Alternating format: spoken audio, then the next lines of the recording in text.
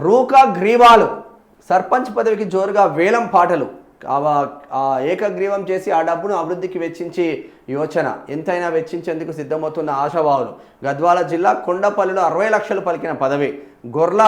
గొర్లఖాన్ దొడ్డిలో 53 లక్షలు, చింతలకుంటలో 38.5 లక్షలు, శ్మశానానికి ఎకరం ఇచ్చే వారికి పదవి. వామనపల్లిలో ఆఫర్ అంట. పెళ్లిళ్ళు జాతరలకు డీజేలు, చావులకు వైకుంఠ రథం. ఆలయానికి ఎకరం ఇస్తా, ఇంటి నల్ల బిల్లులు కడతా. ఖమ్మం జిల్లాలో కోటితో ఓ అభ్యర్థి మేనిఫెస్టో విడుదల. గమ్మత్తున్నాయి వేలం పాటలు, గమ్మత్తైన వేలం పాటలు ఇవి. అంటే ఏకగ్రీవంగా చేసుకోనికి గ్రామ పెద్దలు ఈ మాట కన్నా గ్రామ పెద్ద అనే మాట కిక్కు. సర్పంచ్ పదవి చేపడితేనే దానికి సార్థకత, ఆ హోదానే వేరు, ఆ గుర్తింపే ప్రత్యేకం. ఇలా పదవి ఆకాంక్షతో ఇక ఆశావాహులు ఏకగ్రీవ అస్త్రాన్ని వదులుతున్నారు. పోటీ లేకుండా సర్పంచ్గా ఎన్నికయ్యేందుకు పావులు కదుపుతున్నారు. ఇందుకు ఎంత డబ్బైనా వెచ్చించేందుకు సిద్ధమంటున్నారు. గమ్మతుంది. అటు గ్రామ పెద్దలు కూడా ఎన్నికల్లో అభ్యర్థులు విచ్చలవిడిగా డబ్బు ఖర్చు చేసే బదులు ఆ డబ్బునే ఏకగ్రీవం కోసం వెచ్చిస్తే ఊర్లో అభివృద్ధి పనులకు వినియోగించవచ్చని ప్రతిపాదిస్తూ జోరుగా చర్చలు జరుపుతున్నారు. ఫలితంగా ఏకగ్రీవాల కోసం నువ్వానైనా అన్నట్టుగా వేలం పాటలు సాగుతున్నాయి.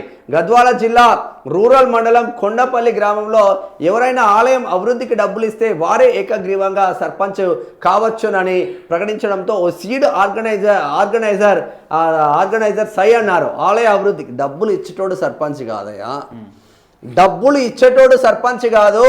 పేద వర్గాల కోసం కష్టపడే బిడ్డ సర్పంచ్ కావాలి.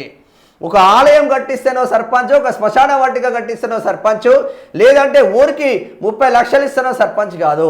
ఆ 30 లక్షలకు తోడు 30 లక్షలు కాదు, ఇంకా చాలా పెద్ద ఎత్తున ఫండ్స్ తీసుకొచ్చే కేపబిలిటీ ఉన్న ఒక చదువుకున్న బిడ్డను సర్పంచ్గా చేయండి. పైసలు ఉన్నోడిని సర్పంచ్ కాదు, కంటెంట్ ఉన్నోడిని సర్పంచ్గా చేయండి. పేద ప్రజల వర్గాల కోసం కష్టపడే బిడ్డను సర్పంచ్గా చేయండి. అప్పుడు ఆ ఊరు బాగుపడుతుంది. వాడు ఇప్పుడు నీకు 60 లక్షలు ఇస్తాడు, మళ్ళీ వాడు ఏం చేస్తాడే? ఇక నువ్వు వాడిని అడుగుతావా అభివృద్ధి కోసం? 60 లక్షలు ఇచ్చిన తర్వాత వాడిని అడుగుతావా అభివృద్ధి కోసం? క్వశ్చన్ చేసే రైట్స్ ఉన్నాయా నీకు? అయిపోయా, నేను 60 లక్షలు ఇచ్చినా సర్పంచ్ అయినా నువ్వు నన్ను అడగడానికి ఎక్కడ తయారై చేసుకో అంటాడు. 60 లక్షల మిగిలింది ఏదైనా ఉంటే ఏ అంటాడు. మళ్ళీ వాడు రాబట్టుకోవడానికి ఎంతసేపు? 1 సంవత్సరం 2 సంవత్సరాలు సరిపోతుంది. కథం. వేలం పాట బెదిరింపులతో ఏకగ్రీవం చెల్లదు. ఫిర్యాదులు వాస్తవం అయితే రద్దే. పర్యవేక్షణ కమిటీలు పరిశీలించాకే ఏకగ్రీవానికి ఆమోదం. సర్పంచ్ ఏకగ్రీవాలపై ఈసీ మార్గదర్శకాలు. పంచాయతీ గమ్మత్తున్నాయి ఇవైతే. పెళ్లిలు జాతరకు డీజేలట, సావులోకి వైకుంఠ ధామం.